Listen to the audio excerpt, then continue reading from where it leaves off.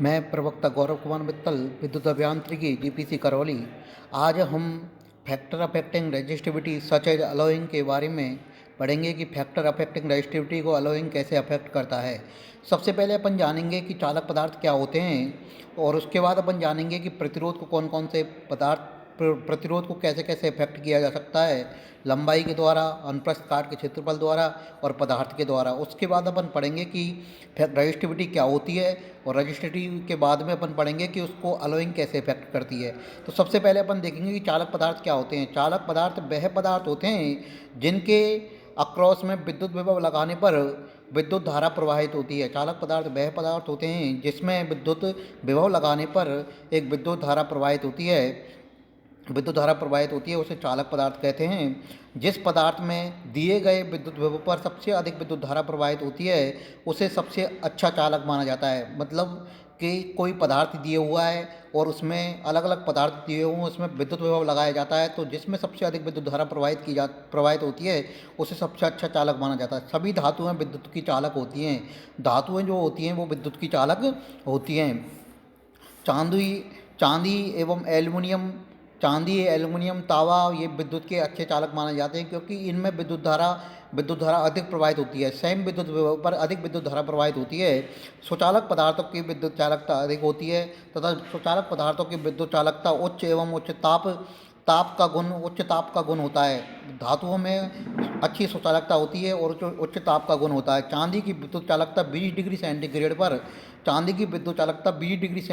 पर 0.6 गुना 10 की घात 8 महो प्रति मीटर होती है। चांदी की विद्युत चालकता 20 डिग्री सेंटीग्रेड पर 0.6 गुना 10 की घात 8 महो पर प्रति मीटर होती है।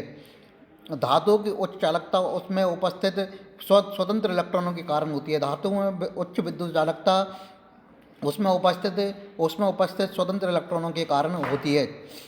क्या बात समझ में आई कि चालक पदार्थ क्या होता है? चालक पदार्थ वह पदार्थ होते हैं जिसमें विभव लगाने पर एक विद्युत धारा प्रवाहित होती है। विद्युत धारा अगर सेम मटेरियल दिए हुए हैं, अलग अलग मटेरियल दिए हुए हैं और सेम विभव लगाया जाए, तो जिसमें सबसे अधिक विद्युत धारा प्रवाहित होगी वो विद्युत का अच्छा चालक माना जाएगा।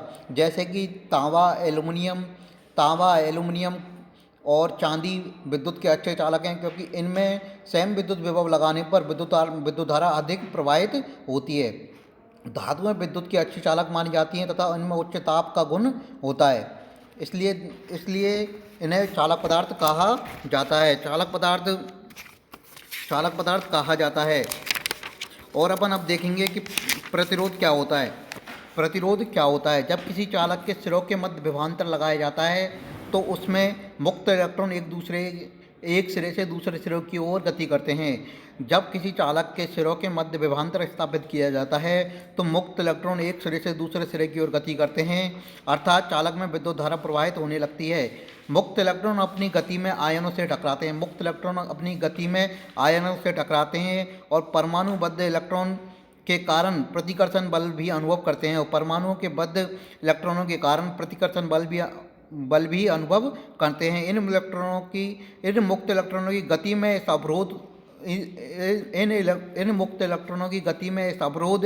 अवरोध के कारण अवरोध उत्पन्न होता है। इसे प्रतिरोध कहते हैं। इसे क्या कहते हैं? प्रतिरोध कहते हैं। अब अपन देखेंगे कि प्रतिरोध किन किन चीज़ों पर निर्भर करता है। जैसे कि अगर मुक्त इलेक्ट्रॉन गति कर रहे हैं और उनके आयनों से टक्कर होती है तो इसमें एक अवरोध उत्पन्न हो गया। इस अवरोध को ही प्रतिरोध कहा जाता है। अपन देखेंगे कि प्रतिरोध किन किन चीज़ों पर निर्भर करता है। तो प्रतिरोध निर्भर करता है सबसे पहले उसकी चालक तार की लंबाई पर। तो किसी तार का प्रतिरोध उसकी लंबाई के समानुपाती होता है। किसी चालक तार का प्रतिरोध उसकी लंबाई के समानुपाती होता है। जैसे जैसे लंबाई अधिक होगी उसका प्रतिरोध भी उतना ही अधिक होगा। और हम जानते हैं कि लंबाई का मात्रक क्या होता है? मीटर होता है। क्या होता है? मीटर। और अपन जानते हैं प्रतिरोध का मात्रक क्या होता है? ओम होता है। तो चालक तार की लंबाई पर कैसे निर्भर करेगा? आर समानुपाती एल के होता है, तो लंबाई बढ़ाने पर प्रतिरोध भी उतना ही बढ़ेगा। दूसरा पॉइंट चालक तार की मोटाई पर निर्भर करता है। क्या निर्भर करता है? प्रतिरोध चालक तार की मोटाई पर कैसे निर्भर करता है? किसी चालक तार का प्रतिरोध उसके अनुप्रस्थ काट के क्षेत्रफल के व्युत्क्रमानुपाती होता है। किसी चालक तार का प्रतिरोध उसके अनुप्रस्थ काट के क्षेत्रफल के व्युत्क्रमानुपाती होता है। जितना मोटा तार होगा उतनी ही उसका प्रतिरोध कम होगा। जितना मोटा तार होगा उसका प्रतिरोध उतना ही कम होगा। जितना पतला तार होगा उसका प्रतिरोध उतना ही अधिक होगा। तो हमको समझ में आ गया कि चालक तार का प्रतिरोध जो होता है वो अनुप्रस्थ काट के क्षेत्रफल के व्युत्क्रमानुपाती होता है। जैसे जैसे एरिया बढ़ेगा उसका प्रतिरोध उतना ही कम होता जाएगा और जैसे जैसे एरिया घटेगा उसका प्रतिरोध उतना ही बढ़ता जाता है। हम जानते हैं कि अनुप्रस्थ काट के क्षेत्रफल का मात्रक क्या होता है, मीटर स्क्वायर होता है। क्या होता है? मीटर स्क्वायर होता है। और अब हम देखेंगे कि चालक तार के पदार्थ पर प्रतिरोध कैसे निर्भर करता है। चालक तार के पदार्थ पर प्रतिरोध कैसे निर्भर करता है। यदि विभिन्न पदार्थों के समान लंबाई व समान मोटाई के तार लिए जाएं, समान लंबाई समान मोटाई के तार लिए जाएं तो प्रतिरोध भिन्न भिन्न होंगे। जब यदि विभिन्न पदार्थों के समान लंबाई और समान मोटाई के तार लिए जाएं तो उसके प्रतिरोध भिन्न भिन्न होंगे। अर्थात यह पदार्थ पर निर्भर करता है। अर्थात पदार्थ पर निर्भर करता है कि कौन से पदार्थ का तार बना हुआ है। लोहा, निकिल, नाइक्रोम, मैग्नीन आदि का प्रतिरोध सर्वाधिक तथा तांबे का प्रतिरोध सबसे कम होता है। लोहा, निकिल, नाइक्रोम, मैग्नीन आदि का प्रतिरोध सर्वाधिक तथा तांबे का प्रतिरोध सबसे कम होता है। हम जानते हैं कि R समानुपाती L/A होता है। हम जानते हैं कि R समानुपाती L/A होता है, जिसमें समानुपाती का साइन हटेगा तो एक स्थिरांक आएगा, उसको कहेंगे रो। क्या कहेंगे? रो। तो यह रो ही एक क्या है? प्रतिरोधकता है। यह रो ही एक क्या है? प्रतिरोधकता है। इसे प्रतिरोधकता या विशिष्ट प्रतिरोध कहा जाता है। इसे प्रतिरोधकता या विशिष्ट प्रतिरोध कहा जाता है। इसे प्रतिरोधकता या विशिष्ट प्रतिरोध कहा जाता है। इसका मात्रक, लंबाई का मात्रक हम जानते हैं मीटर होता है। एरिया का मात्रक अपन जानते हैं कि मीटर स्क्वायर होता है और आर का मात्रक अपन जानते हैं कि ओम होता है। तो यहाँ से इसका मात्रक आ जाएगा ओम इंटू मीटर। क्या आ जाएगा? Ohm into metre. Ohm into metre आ जाएगा। अपन विशिष्ट प्रतिरोध या प्रतिरोधकता की डेफिनेशन पढ़ेंगे। रो एक स्थिरांक है जिसका मान तार के पदार्थ पर निर्भर करता है। रो एक स्थिरांक है जिसका मान तार के पदार्थ पर निर्भर करता है। इसे विशिष्ट प्रतिरोध या प्रतिरोधकता कहते हैं। इसे विशिष्ट प्रतिरोध या प्रतिरोधकता कहते हैं। यदि अपन ने मान लिया जाए कि लंबाई 1 है और एरिया भी 1 वर्ग मीटर स्क्वायर है, एरिया भी 1 वर्ग मीटर है, तो इसकी डेफिनेशन क्या होगी?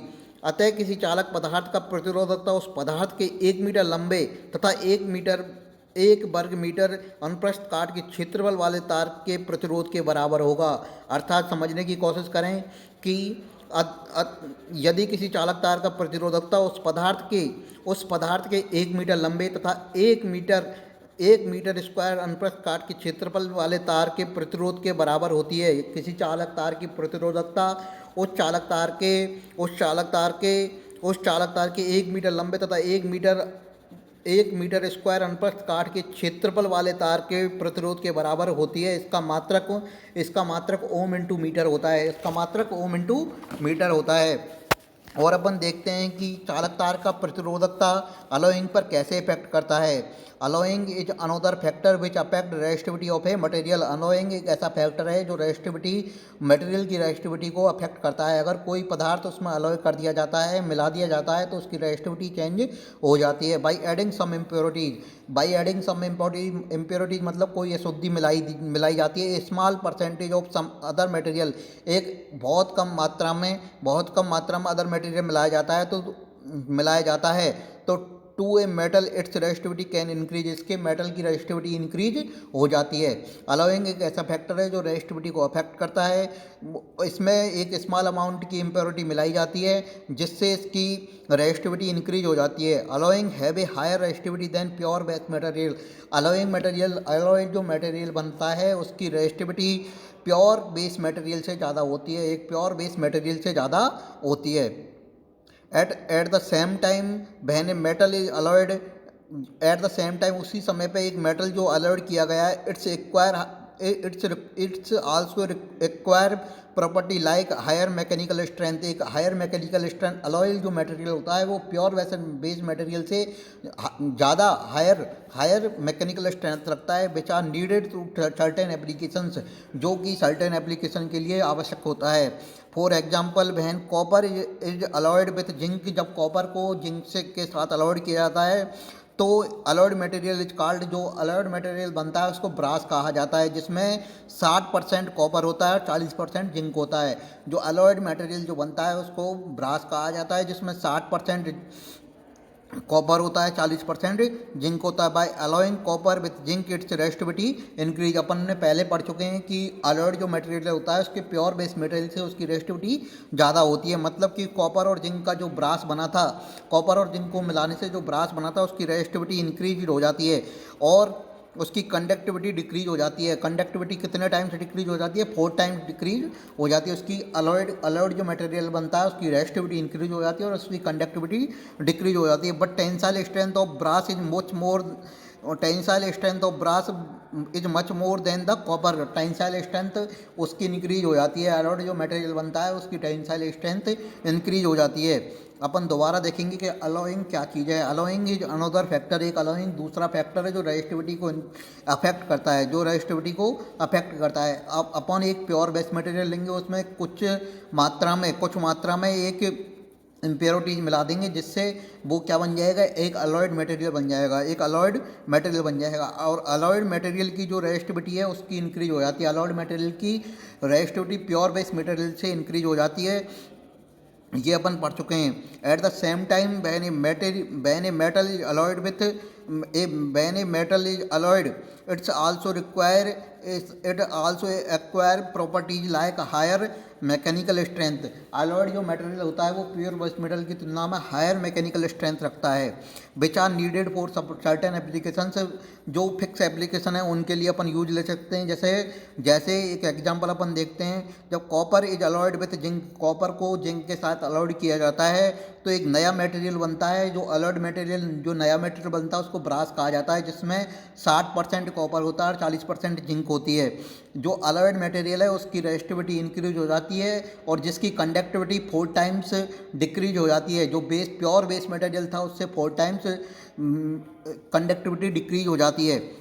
और इसकी टेंसाइल स्ट्रेंथ, जो अलॉयड मटेरियल है इसकी टेंसाइल स्ट्रेंथ जो प्योर बेस मटेरियल कॉपर है उससे अधिक होती है। और जो अलॉयड मटेरियल है इसको अपन मेकिंग स्ट्रक्चरल प्रोडक्ट बनाने में काम में ले सकते हैं। सच है, जैसे रॉड्स बनाई जा सकती हैं, साफ्ट बनाई जा सकती हैं, हैवी प्लेट्स बनाई जा सकती हैं, प्लग पॉइंट्स बनाए जा सकते हैं, सॉकेट आउटलेट्स भी बनाए जा सकते हैं। और इसकी higher strength and hardness are usually desirable. इसकी हार्डनेस और हाई स्ट्रेंथ यूजुअली डिजायरेबल होती है, इसकी आवश्यकता पड़ती है। इससे अपन हैवी प्लेट्स बना सकते हैं, रॉड्स बना सकते हैं, साफ्ट बना सकते हैं, प्लग पॉइंट्स बना सकते हैं, सॉकेट आउटलेट्स भी बना सकते हैं और बहुत सारी चीज़ें जो आवश्यक होती हैं वो बनाई जा सकती हैं। इससे इसकी हाई स्ट्रेंथ और हार्डनेस अपन को आवश्यक होती है। इसकी high strength and hardness are usually desirable आवश्यक होती हैं। थैंक यू, धन्यवाद।